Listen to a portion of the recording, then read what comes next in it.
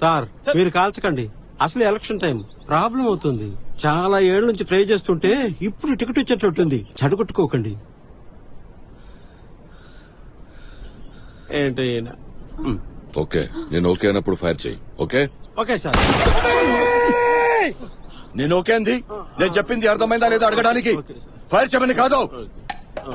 నేను fire చేయమన్నప్పుడు fire చేయాలి. Okay అర్థమైందా? సార్. ఇప్పుడైనా అర్థమైందా? Okay okay